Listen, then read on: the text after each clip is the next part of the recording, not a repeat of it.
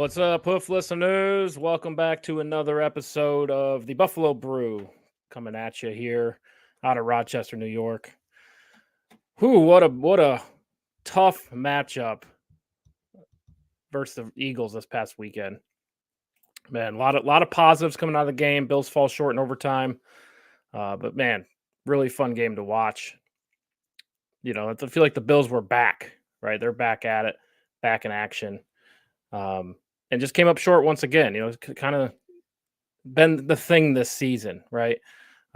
Josh Allen, as we all know, 0-6 in overtime. You know, just gotta find a way to win in overtime. I don't know how to fix that, to be honest. You know, it seems like they get real close, and then something always goes wrong. In this game, it was the miscommunication with Gabe Davis and Josh Allen, just coming up really short. So Anthony will be on in here in just a second, running a little behind, but we're going to get into all the details here. I hope everyone had a good holiday.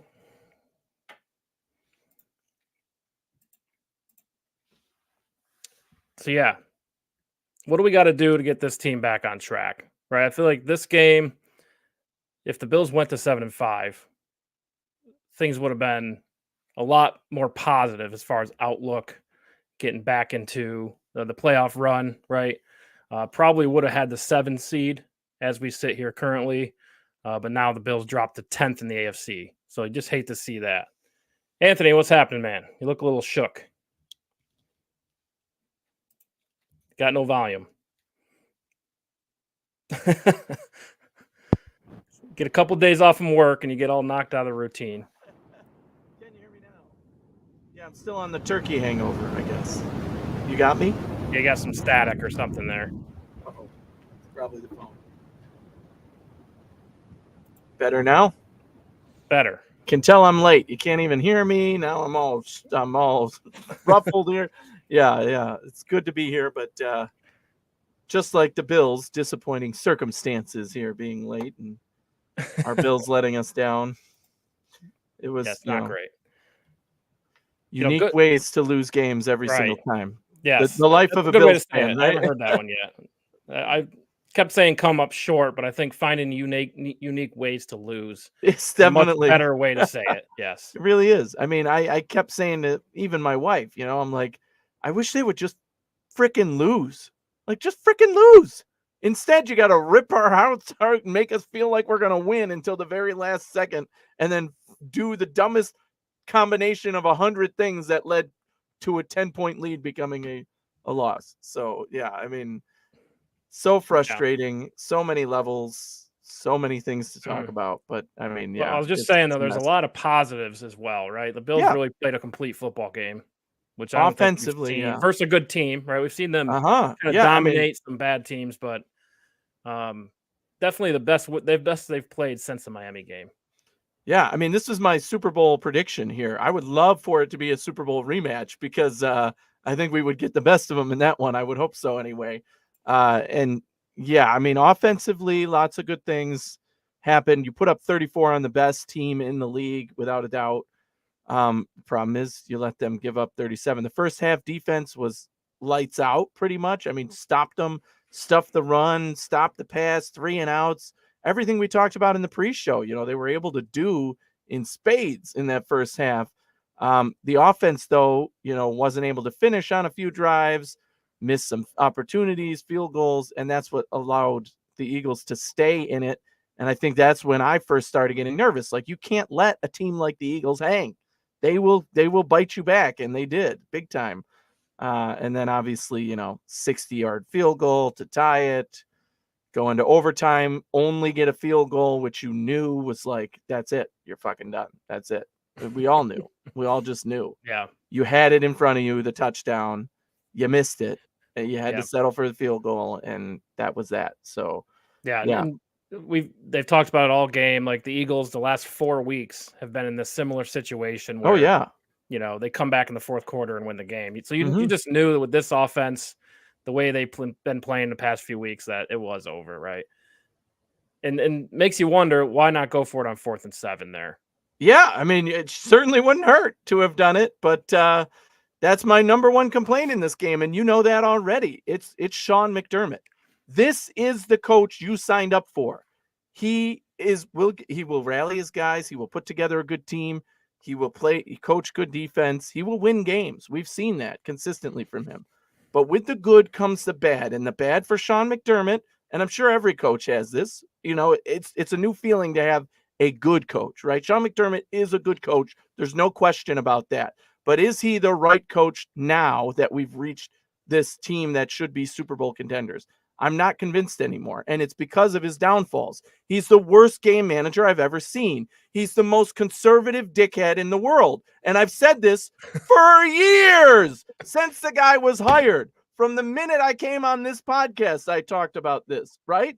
For years. And the one thing that I hate is that he has not learned from his mistakes. And to me, that's where you reach the it's time to go category, right? You can't learn from your mistakes. You're no good to anybody, right? You consistently, and I've said this in every game, people overlooked it. Now everybody's talking about it. And I'm like, yeah, I've said this 100,000 times. I don't care if the Bills are up 10 or down 20. When you have 30 seconds and Josh motherfucking Allen as your quarterback with 3 timeouts, you need to go for points. You can't go into the locker room. And Sean McDermott has taken more timeouts into the locker room than any coach in the NFL because he doesn't try. And it's like, who do you think your quarterback is? You have the best dude in the league. Go for it. Even if it leads to a couple interceptions or whatever. Guess what? It's better chance of going for it. I don't care what analytics say. You can't count analytics when you're counting 32 lesser quarterbacks than Josh Allen against Josh Allen. Yeah, those other 32 guys shouldn't do that, but Josh motherfucking Allen should. And he never does. And every single game, no matter what the situation is, I always say it. Why is he's going to take a knee. He's going to take a knee and go in the locker room. He's going to run the ball up the gut and go in the locker room. He's going to take those timeouts into the locker room. And every time it's like those losses, those close games where McDermott really struggles against good opponents, that's when he can't handle it because his decision-making doesn't come through. He doesn't want to take the risk. He doesn't want to go for it on 4th and 6. He kicks a field goal. He plays conservative defense that leads to mistakes. I mean, it's just stupidity at its utmost. And I'm just like, again, McDermott's a good coach. There's no question about that. The question is, has his mistakes outlived what he can do with his team? He's reached a peak where now he needs to say, okay, are you the right guy to do this? And I'm now on board with if we don't make the playoffs, he needs to be gone because, I mean, we can't just every single game you look at where it's a competitive team against the Bills, if we don't win by 30, we lose. Because if we can't take a big lead and put ourselves in a situation where we're in control, McDermott doesn't know how to play in close games, neck and neck, down to the wire, making the big decisions, unless it comes down to somebody else making a mistake. And you can't have that. You have to execute. And I know there's players on the field that the officiating was absolute fucking trash. We need to talk about that as well. And it's nice to actually have the national narrative on our side now with that, because for years everybody would be like, oh, you're just complaining about the refs. I'm like, no, you need to watch the plays. This game, it was obvious. I mean, they were throwing every game. Every game has it is. But the problem with this one was you threw every ticky-tack flag you could on the Bills. Everything. Breathing on the defense. Now, a couple they did do, and they should have gotten called.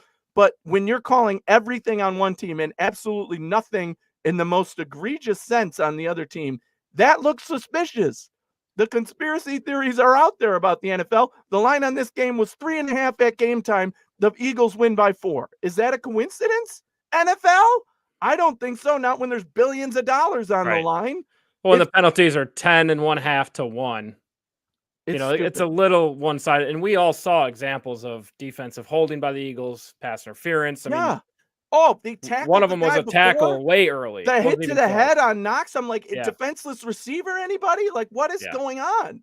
Like, they just were not calling those penalties in key situations for the Bills. But, again, you can't. The refs, you have to assume, are going to suck, right? And you have to overcome that.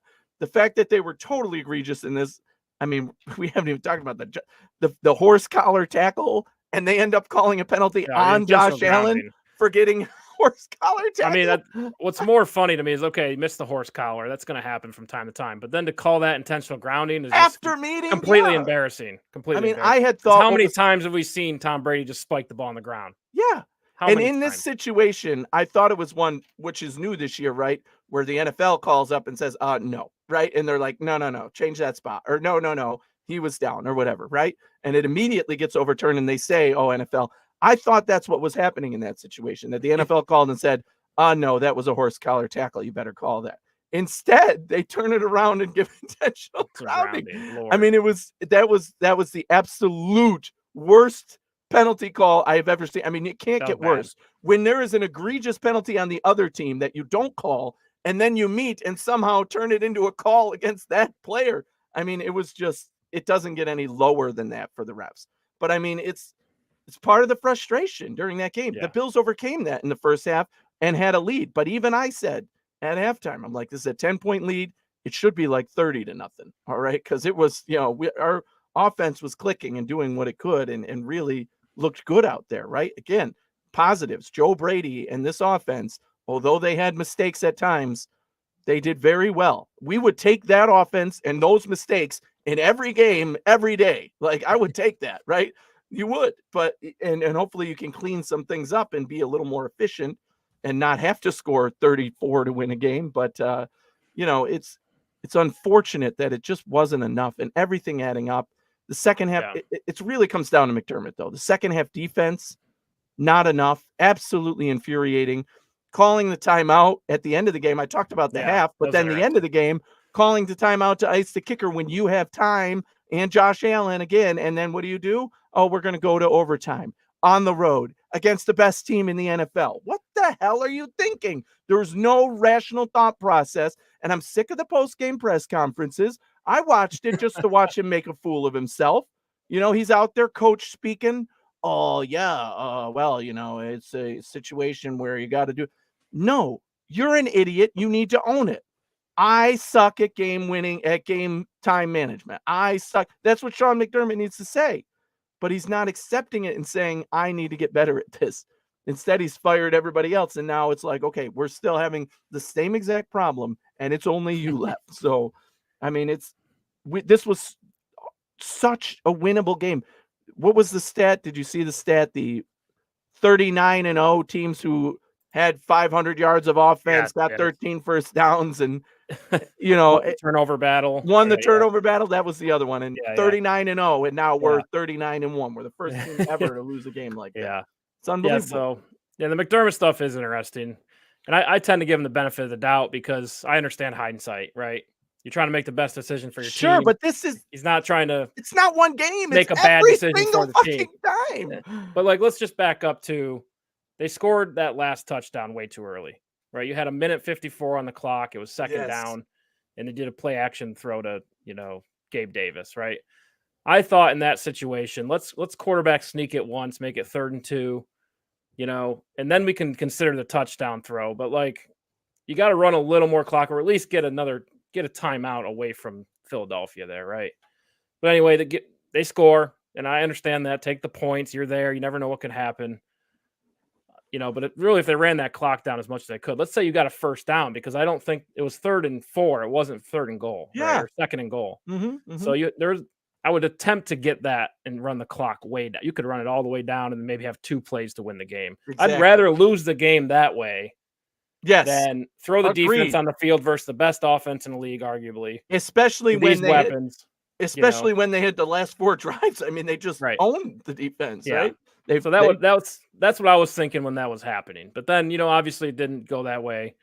And the Eagles come down and really the defense had them stopped. Yeah. Mm-hmm. Right, which was also impressive. And a 59-yarder in the rain. I thought he was going to miss it. But I was thinking the whole time, don't ice the kicker. There's already pressure on them because the clock's running. And he's already thinking, but I feel like the icing the kicker thing worked 5 years ago when the first person did it. But now that every coach does it, you've given these professional kickers time to catch up to it. Now they practice it, I'm sure. Mm-hmm. I'm sure they put tons of reps in practicing ice the kickers, as crazy as it sounds. But it looked like they almost were relieved that the Bills called a timeout because now they can collect their thoughts. They can come out, line up, and they can line up and go through the motion and do it right. So I thought that was a bad call to take that timeout because, again, you have 20 seconds with Josh Allen. With 2 timeouts, it's a lot different than 1 timeout, right? So, but I understand the thought process of you're trying to get the kicker to think about it so he misses. You got to do everything you can. I mean, Sean McDermott's point of view is probably, I'm not going to sit here and just let him make it. Like, let's try something. But again, I think the icing the kicker thing has run its course, and I don't think we need to be doing that anymore. Yeah, I mean, again, bonehead decision by McDermott. Yeah. The other one, go ahead. The other one that has been the point of contention for me, moving on to the next McDermott problem, is Von Miller. Von Miller, I watched his play specifically when he was out there. I'm like, I'm going to watch Von this play. And I've told everybody this, and I'm not joking when I say that I felt like I could have done better than what Von Miller did because he was getting absolutely owned out there. I'd love to see that, by the way. He was getting run over. Yeah, because all I would have to do is stand there and do nothing. And that is literally what Von was doing. He was getting crushed, especially on we saw this last week in the game meaningful drives where it's like, oh, Von's out there and he's not effective. Okay, right? Why are you putting him in those situations? If you're trying to get him snaps to get him ready, I understand that. Von's an elite player. He's not playing that way right now. In any game this season, in any play this season, he has not looked like that guy. So why are you putting him in a high-stress situation? Put the fucking best guys on the field. You're the head coach. That's not rocket science. Von Miller is not the best player on the field right now. He is like 4th on the pass rush depth chart. Yeah, right, I think that's fair. You're going to criticize Von, for misreading the play, whatever. That's fine. I don't think you can't blame McDermott for putting Von Miller on the field. Yes, I can. Because why? Because of his name? You're putting him out there for his name, not because he's the best player. This isn't week 2. Well, you're asking him to make one. 12. You're asking him to make one play, and nobody's. And he hasn't done it all year. He's over. You also pay him to come in here and do that. Like, he's due. He's due to make the big play, even though he's clearly incapable of that. And every play he's been on the field for this game, for the last game, for the game before that, he has done absolutely nothing. And I could have been better. That's what I'm saying. I don't know. Literally. Saying you could be better is a little stretch. It's not a stretch anymore. I'm telling you that.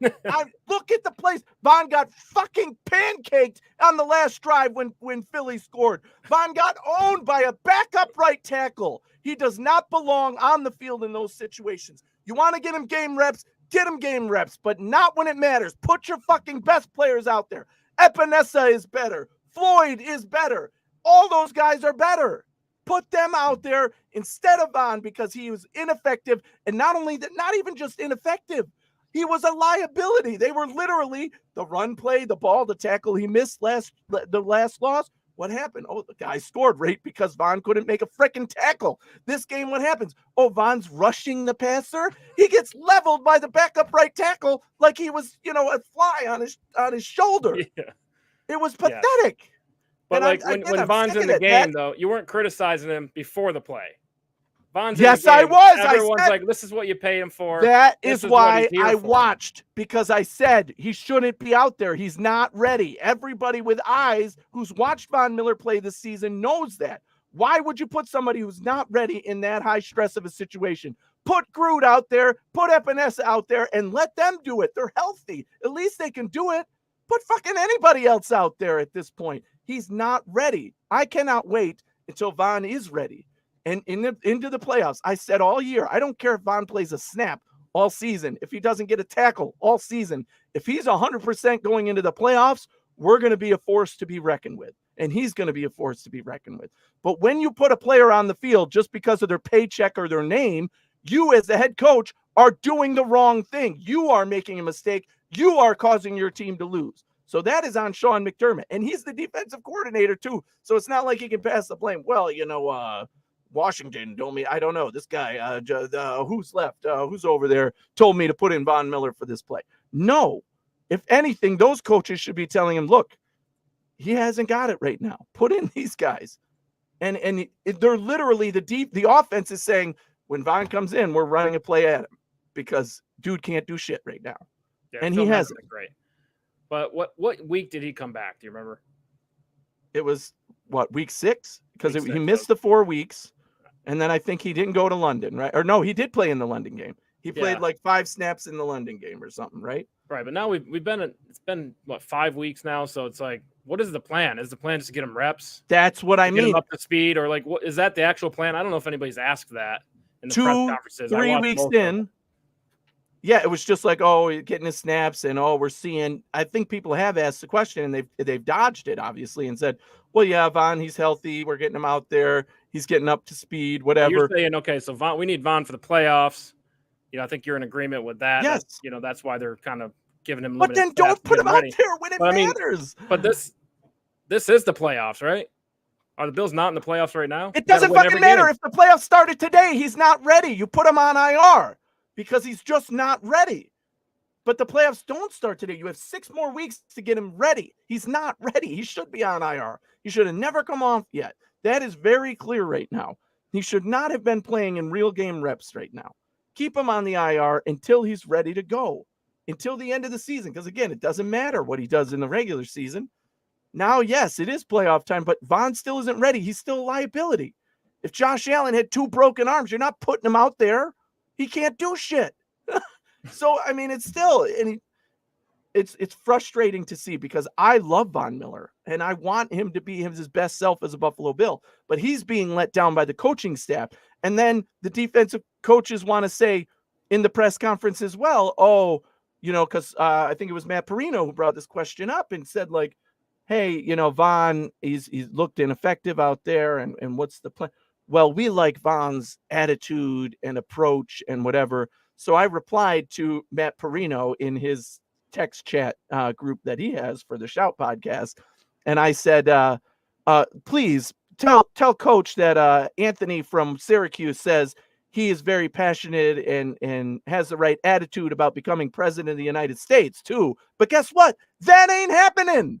And you can have eyes and know that this guy isn't. You can't just say, oh, he's got a good attitude and we like his approach, so we're putting him on the field.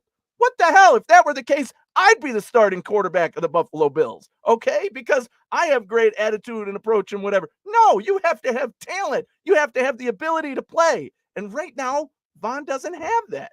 And the coaches are doing him a disservice by making excuses and letting him play. You have to take him in. Of course, we know Von. He's got the most positive attitude in the league.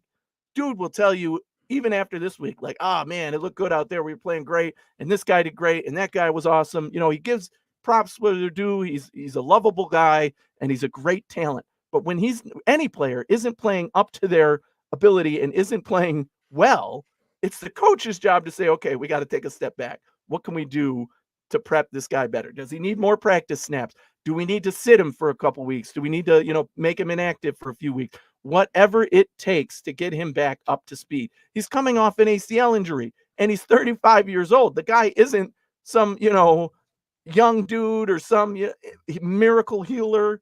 He's a human being. You can't just throw him out there.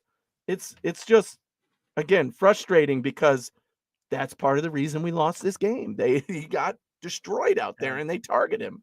And it's Sean McDermott has to make that decision. The defensive coaches have to be more prepared and aware of who they have. And it's this, again, same stuff over and over with McDermott. Yeah, what else you got? What are some other reasons here? We got Von Miller. We scored that last touchdown too early. We'll go back and forth on the 20 seconds, right? Because, again, you could lose the game if there's an interception. You're trying to throw the ball 50 fucking care. yards. You have Josh Allen. 32 other quarterbacks cannot do that. Josh Allen can. The two, him and Pat Mahomes. The Chiefs do it all the friggin' time. Why? Because they have Patrick mother friggin' Mahomes. We got 13 seconds. And you're telling me you don't want to do that with more time and more timeouts? Get the hell out of here. But the other issue, I mean, there's plenty of blame to go around. The other issue with McDermott, the biggest thing, now, again, Philly's the best team in the league. You knew they were going to get theirs. But the second half defense, the first half defense looked great. Stopped them 3 and out a couple times. Didn't really let them establish the run or the pass. They had a couple big plays in there. But even when they had 3 touchdowns, I think Hurts had like 150 yards and 3 touchdowns. I mean, that's insane. Less than 150 yards and 3 touchdowns. So not capitalizing and putting them away. And then in the second half, whatever the change was, and even on the broadcast, they were pointing out, single safety, because they're starting to run the ball. The Bills are going single safety and rushing everybody else. And Jalen Hurts just picked that apart every time. Wherever the safety was, he threw to the other side. Safety was over here. Okay, I'm throwing over there. And guys were wide open. And they have really good receivers. You can't do that against this team, right? So whatever the idea was at halftime, at least by the end of the third quarter, you should have said, you know what? That plan isn't working very well. Maybe we should go back to the other thing. Now, I'm no scheme expert, so I can't point out that. Well, I think they watched a lot of Kansas City film because Kansas City was pretty effective versus Philadelphia, right? In the first half, they lost right, in the first game. half. That's kind of been the story with Philadelphia. But again, yeah, they lost. Yeah. But I mean, that multiple looks really, you could tell was giving their offense problems. I mean, we saw it too. Like, they fumbled the ball. They had a ball tipped up in the air and intercepted. So, I mean, you're feeling pretty good about yourself and the multiple looks you're throwing. So, I mean, again, this team's going to make plays regardless. Yes. They're the best team in the league. The offense is absolutely loaded. So, yeah, can't get too critical there from my standpoint. Yeah, I mean, however, we can get into the soft zones in the last drives of the game, right? These soft zones are they're way too soft. It's prevent defense. You see it over and over again. Prevent anything. Yeah. You don't have to play 7 yards off them, right? You've been having a great day on defense most of the day. Yes. Just play regular, coverage and make sure you got the 2 deep safeties. It was very reminiscent of the 13 seconds game. It was just letting them go down the field. It felt like, and again, Jalen Hurts, to his credit, just takes what you give him, and it was easy for them. It felt too easy. Exactly, and it's just play after play. Oh, that worked. Oh, look, they're doing it again. Let's do it again. Oh, that worked. Oh, this time we're going to run the ball because there's a big hole there, and they're just letting us take it. Because I understand you're worried about giving up the touchdown. I understand that, but they only need 3.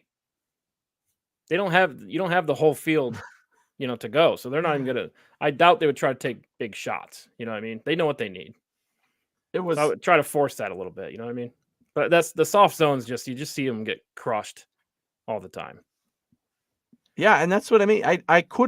I can't, other than Von Miller's pathetic play, I can't really point to a player and say, well, this cornerback didn't do his job, and that's why. No, it wasn't one guy.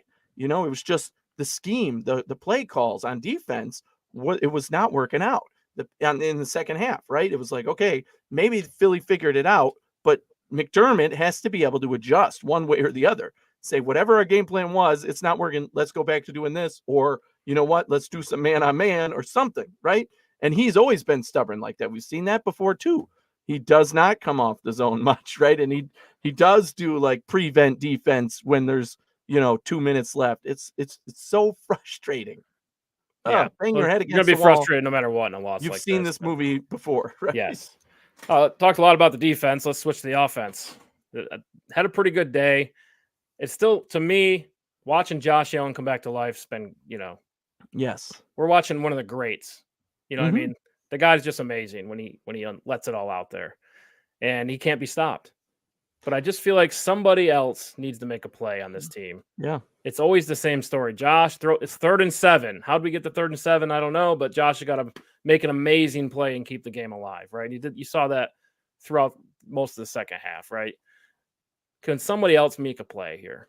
And I think like they lack playmakers. Like, I'm talking big blue chip, great moment type plays. You just see it's always Josh Allen. Mm-hmm. I feel like they need another piece on offense to, come through in those key moments, And obviously Diggs is that guy too, but you can't rely on one guy. You got to have something else. And Kincaid, right? Great first half. He's coming along. Didn't go to him at all in the second half. Like, where did he go? Did he disappear? Did you stop calling plays his way? Because that was, again, coming into the game, we knew linebackers is their weak point. Go up the middle, try and get guys open up the middle. It was just, Josh Allen is that guy, and he's always going to be, and he will make those plays to win you games. The problem I have is when you lose a game like this, he's going to be looking in the mirror and just say, he can't help but knock him down a notch confidence-wise. Like, I just did every humanly possible thing I could do to win this game, and you guys lost it for us.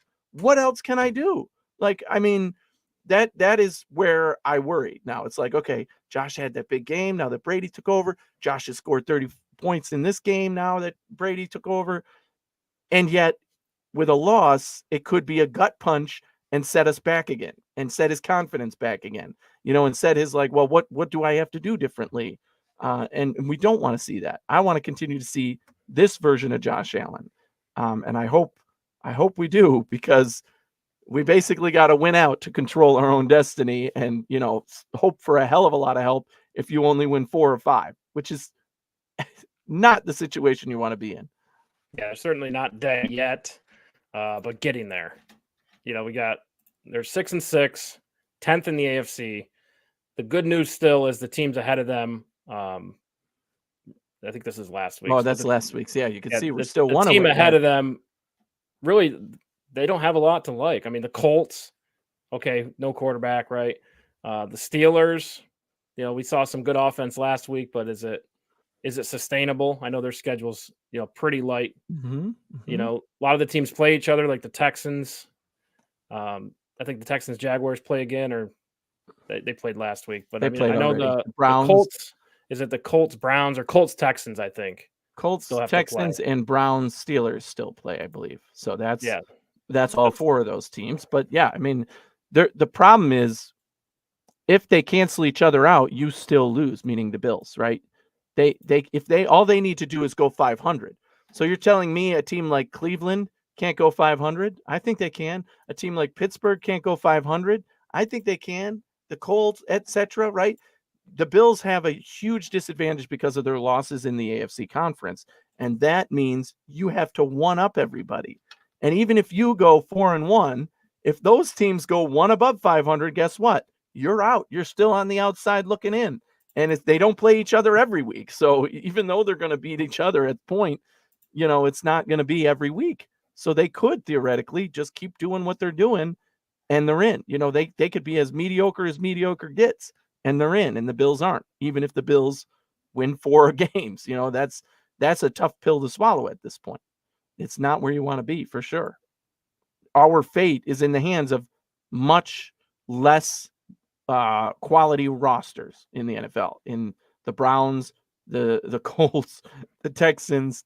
Even though those teams are good, they are not the Buffalo Bills when it comes to up and down the roster and team mentality and where they should be at this point. Yeah, that's a good point. And Broncos in there as well. They've now won 5 in a row. But I just feel like the Bills are the best team all the way up to number 4. But they could beat any of these teams, and that's what makes it more difficult. Mm-hmm. But yeah, it's certainly not over yet. Again, like you said, you probably got one more loss on the schedule. But even then, Kansas City and Dallas coming up the next 2 games.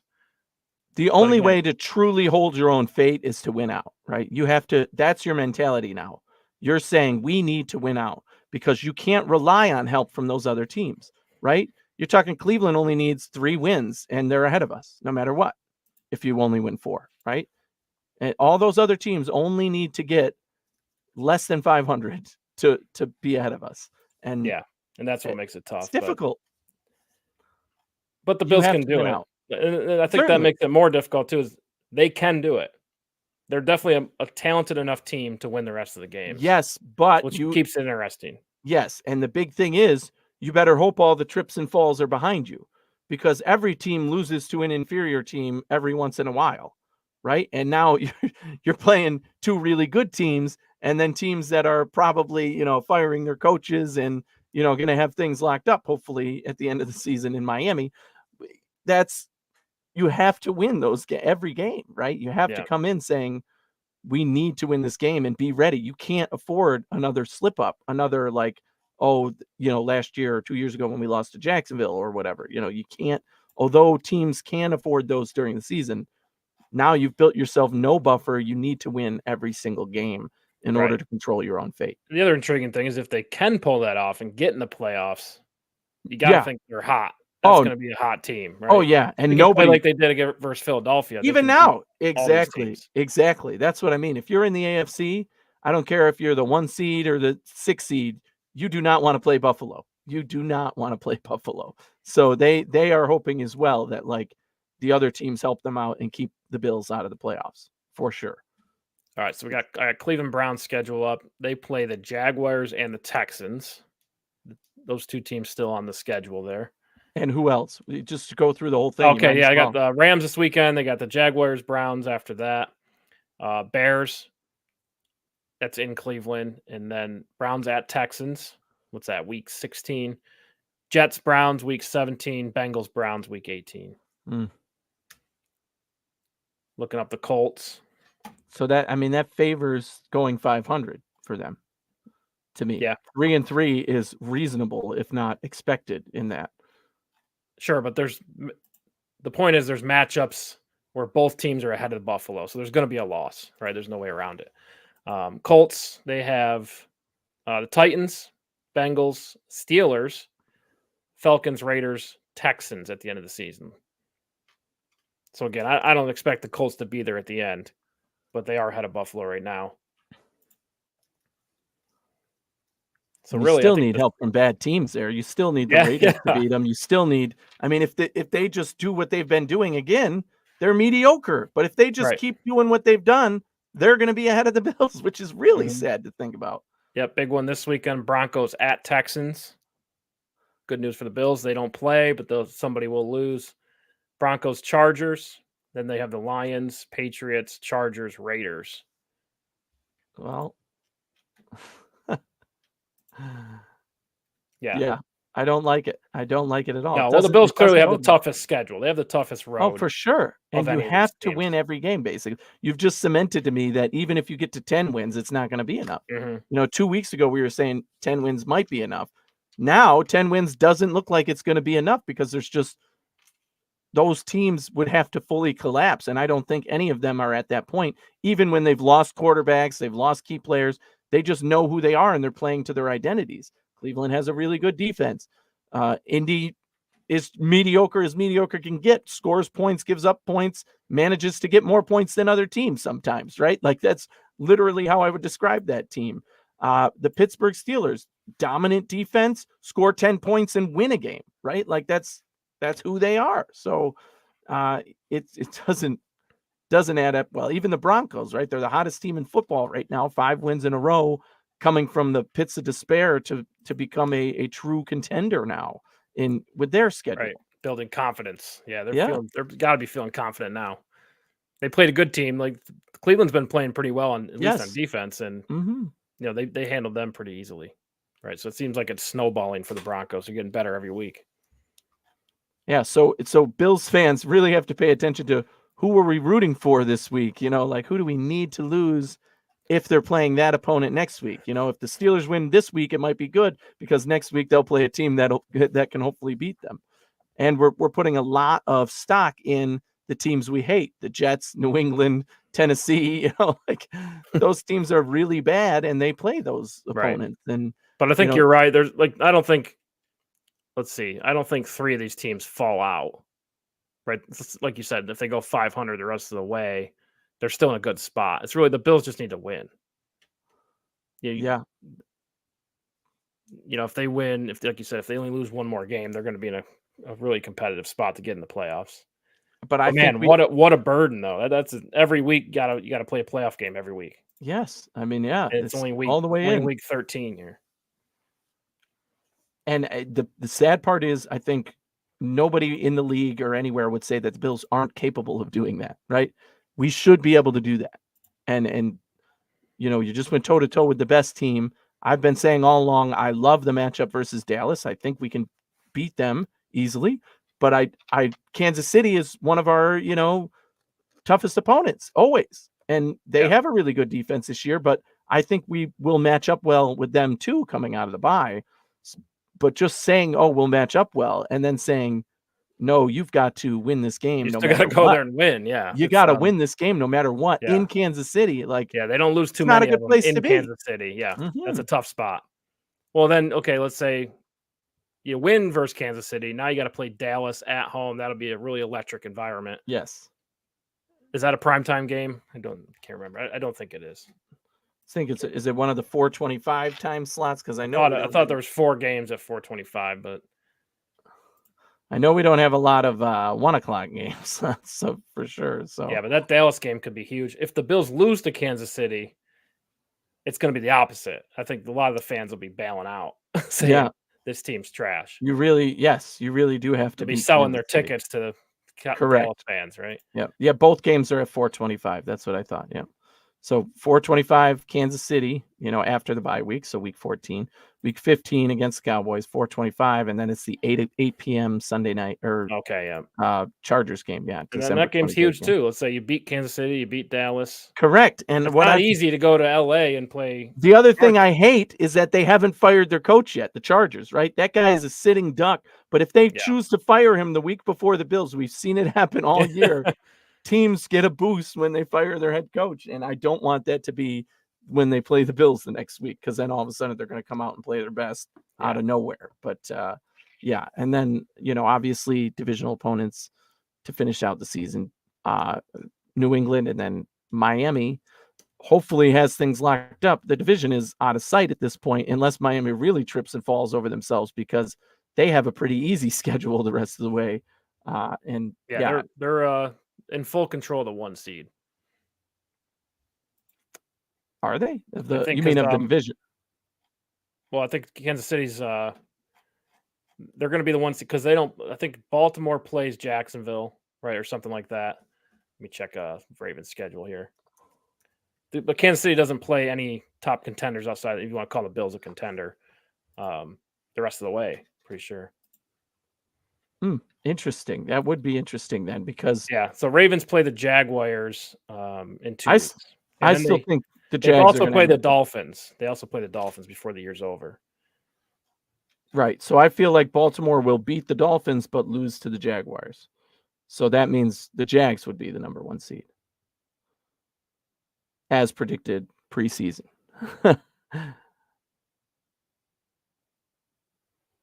More. But Kansas City has they don't play any AFC contenders. I mean, the Bills and the Bengals are on the schedule, but they're not contenders at this point. Yeah. So really it's Kansas City's road, right? Sure, they could even drop one to Buffalo and still be in a great spot. They have the Packers, the Bills, Patriots, Raiders, Bengals, and then they finish the season at the Chargers. Yikes. Those are all very winnable games. Yeah, so even if Right. they lose to the Bills, just sleep that game off. Use that as a bye week, Kansas City. Just Patrick Mahomes doesn't need to play in that game, right? Right. Travis Kelce can go on a date with Taylor Swift that weekend. Right. And then I mentioned the Ravens play the Jaguars. They also play the Dolphins, but then they have San Francisco Christmas Day, 8:15 game in San Francisco. That's definitely not an easy game. And then Pittsburgh, who's right now a contender, the last game of the season. So not an easy road for them. And just want to check the Jaguars and then. Yeah, the Jags still, I think, have the most favorable matchup schedule to get the 1 seed. As predicted. Yeah, well, the Bengals are out of it. I keep seeing the Bengals and saying, oh, no, they got to play the Bengals. No, it doesn't matter. The Browns, pretty tough, right? They have the Ravens, and that's it. The rest is easy for them. They have the last Browns, 3 games. But their offense, I like them to beat the Browns. I like them to beat the Ravens. I already said. Well, Jacksonville's really not like a dominant team. They're just in a really great position as far as the schedule has been, right? Yes. And so they could drop a few of these, but I mean, okay, Bengals, Browns, Ravens. Then they finish the season, Buccaneers, Panthers, Titans. All games they should win. Yeah. Yeah. So again, that's why I predicted them preseason to be the 1 seed, and people thought it was nuts. Yeah. But I said, look at their schedule. They're going to have the most wins. Look at these other teams' schedules. 3 rookie quarterbacks in the division. I mean, that's. Yeah. And now look at the stretch run. And that now you're adding Will Levis and, what's his name in Browning or whatever in Jake Browning. The Bengals. Yeah. And then what'd you say? The Browns. If they don't win those, that's on them. I mean, yeah, most of their schedule is rookie quarterbacks. They better beat them. And Miami, pretty, they're at the lighter side of the schedule, but still a couple tough games in there. So they go Commanders this weekend, Titans, Jets. They got Dallas. That's in Miami, and then at Baltimore, week 17, then Buffalo. So those last 3 games. They lose Dallas and Baltimore, but. Mm-hmm. Probably they could lose the last 3, and yeah, Bills are back in it, right? if the Bills win all the games. So actually, what would be in most ideal situation is the Jags winning enough games to have the 1 seed and the Miami losing enough games to not have a chance to get the 1 seed at the end of the season.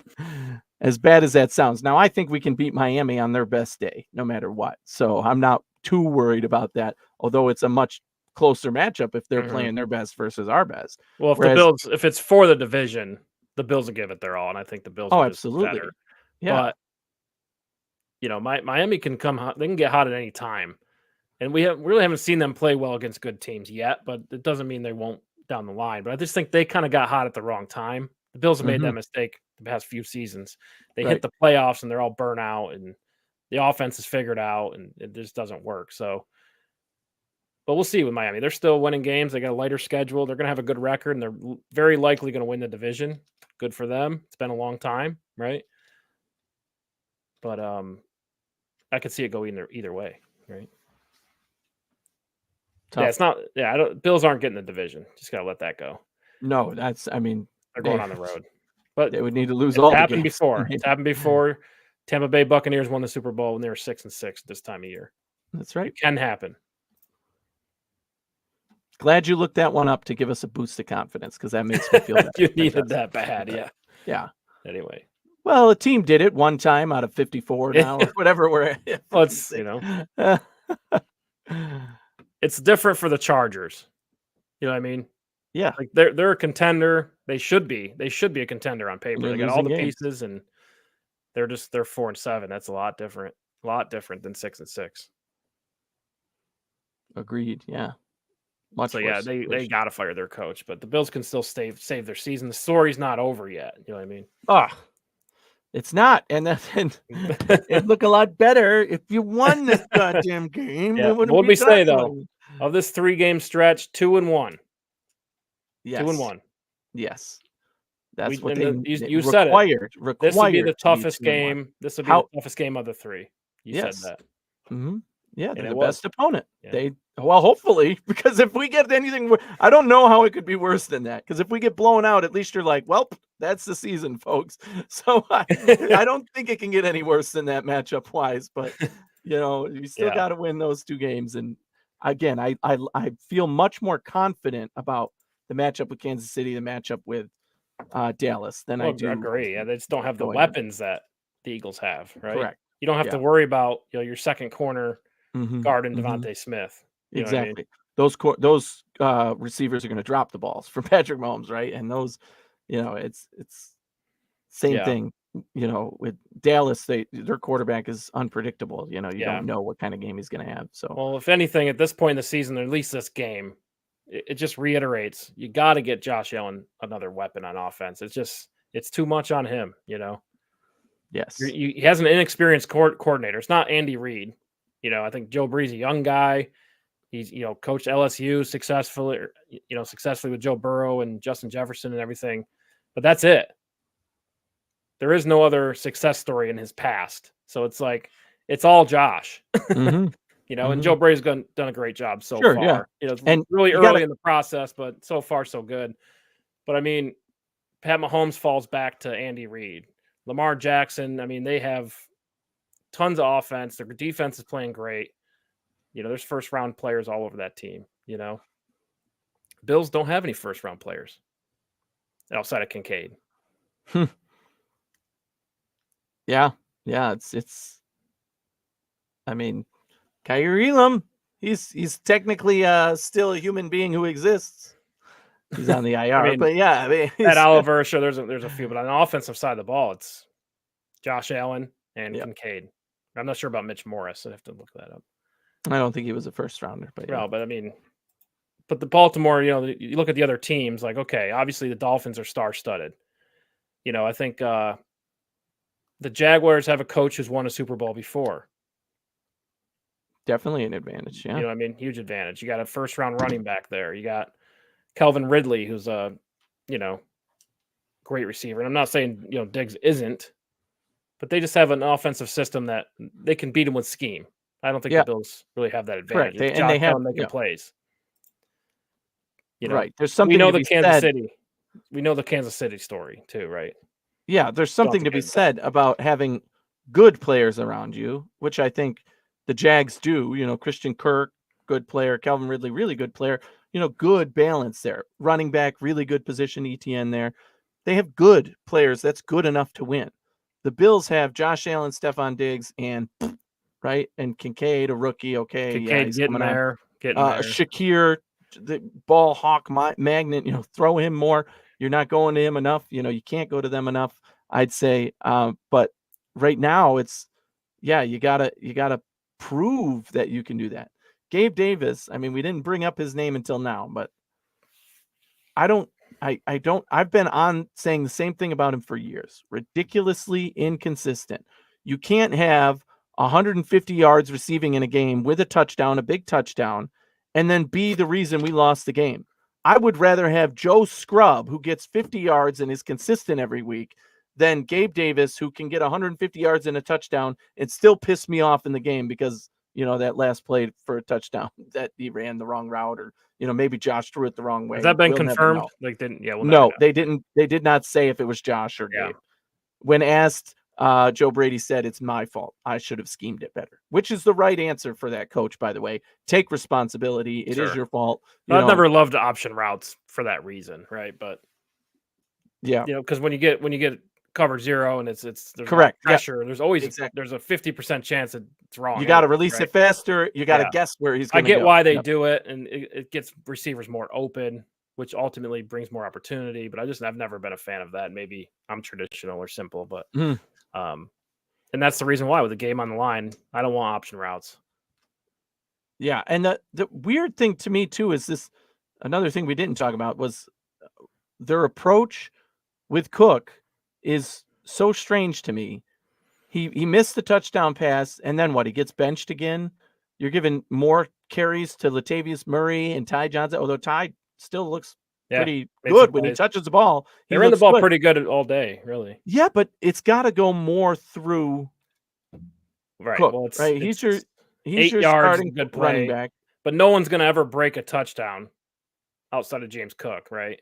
Yes. And that's kind of some of the problem is Josh Allen has to make a play all the time. 100% of the time, it has to be Josh Allen. It can't be anybody else.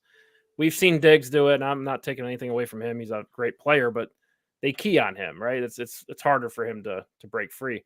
You need somebody else to make a play. Look at Kansas City, and there's tons of people making plays for them. Rashee Rice had a great game last week with a rookie. You know what I mean? Like we've seen Jerick McKinnon make great plays for them. Yeah, they continue to have guys who just figure it out, right? That aren't named Kelsey doing things, right? Yeah, so we just haven't seen that this year, it seems like, from any of the other receivers. I mean, Shakir had the 81-yard touchdown. That was a great play. Great throw by Josh, though. It's like yes, and to me, that is why you have to use these guys correctly, and I think Brady is doing that better. But he's already found himself in a hole, right? Kincaid and Shakir are clearly those two guys you can trust and can build up to become that guy, right? And that's who you want Josh Allen to be able to trust, right? Are the guys who can actually catch the ball and make the plays. Unlike Gabe Davis, who's inconsistent, even if you think he did well in this game, even if that drop wasn't his fault, you can't rely on him. And the defense they played pretty good all day. I mean, that lucky touchdown pass was over Micah Hyde. I mean, that was just...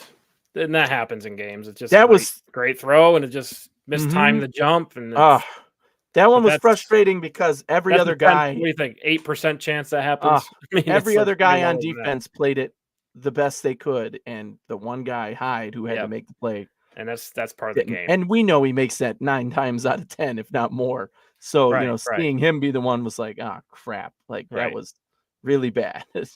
But it happens, and then that leads to the next one. And, one thing after another on defense. And, again, that's definitely on the back in my mind of Sean McDermott to be more ready, to have those guys ready to execute and know where to be on those types of plays. Yeah. That throw up in the end zone, that was the worst one. That was somebody else needs to make a play on third down. I think that play was a third down. You can get a sack on a key moment in the game, And it did feel like they were all over Hurts, especially in that first half. Mhm. They were all around him. They couldn't really bring him down much. He ran out of bounds a couple times for sacks, but it was tough to get to him, but they were right there, and it was so like, you're so close to really getting an effect on this game. And kudos to Jalen Hurts. I can see why he's in the MVP conversation. I know people are hating on Sure. that because they're like, well, it's just because he's on the most winning team. No, I mean, true. he did what he did in this game. To me, he looked like an MVP quarterback. Oh, he's a playmaker, but there's no doubt about it. He can also afford to take 3 quarters off and still come down and win Correct. the game because of the talent on the team. Or 3 games a season off. DeAndre Swift brought the spark Exactly. to the team, right? Exactly. He had a couple great runs. Big catches. He's a good running back. Yeah, big catches, yards after catch on, both dump offs and, routes that he ran. So, yeah, he's an elite player too. So, especially this season, he's really come on strong for them. Yeah, they just don't have that second option. Like, if Josh gets cold, the offense is going to be cold. That's what it is. You know what I mean? Unfortunately. And we saw it with the Eagles were cold, but then Devontae Smith making plays, DeAndre Swift making plays. They didn't even have Goddard out there. So, right. He was out for this game. He's probably coming back. So, yeah. Bill's got to go all in on offense receivers, right? Oh, we've already talked about that. Yeah, I don't care if we're drafting 32nd or 12th or whatever our max number is now. You're picking a receiver, and I'm not listening to anything else. I don't care if the next receiver is a 3rd rounder. You better take him, because if somebody takes him in the next round before you, you're screwed. So draft receiver and then receiver again and then receiver a 3rd time, because you've clearly missed on that position in the past, and now it's not that like a guy like Khalil Shakir. Right, that's a hit in my mind. Dude was a 5th round pick. That's awesome, but he's not an elite level talent that you can rely on. It's got to be. He makes nice plays out of the slot and everything, but yes, you need somebody who can bring a spark to the offense in a key moment when Josh is cold, or step up, just something, right? Command it it. with Be that Eagles. guy next to Diggs. Yep. Any one of those 1st round receivers who are now rookies this year, I would take them next to Diggs at this point, right? Quentin Addison Johnson got benched for his big mistake. Right? Maybe not him. That was. But I think they were high on Zay Flowers. They were high on Addison. Yep. But they just both went ahead of him. And Kincaid's been good. You like to see more, but you always want more. From your 1st round pick. I think he'll in an off season he's going to be a lot better next year. Agreed. He'll have a whole put some prep pounds of on off-season NFL. Yep. Yeah. So, but they need to rely on him now. Didn't really see him in this game that much. Checking his targets real quick before we get out of here. Yeah, none in the second half, I think, right? None. Kincaid, 6 targets, 5 receptions, 38 yards. All in the first half. Nothing in the second half. But Gabe Davis did make some good plays, but 12 targets, 6 receptions. Diggs, 11 targets, 6 receptions. It just seems like we're missing that consistent piece. And we do see Gabe Davis come alive at times. He's great on the sideline, makes great sideline catches, right? Yes, but can you rely on it consistently? And like you say, we don't know. Inconsistent, and that is to me again the worst thing you could be. So I hate it. I absolutely hate it. But anyway, that's what we got. That's the Eagles recap. Thanks for tuning in with us. And we were on to the bye week. Still going to do our Sunday preview show. Go through every game. Make our picks. Anthony will put out his best bets of the week, top 6 games. And then next week after the bye, we'll be talking Kansas City all week. Let's go, baby. Gotta get ready. Not dead yet. Getting close, though. Thanks for tuning in with us. Talk to you later. Peace.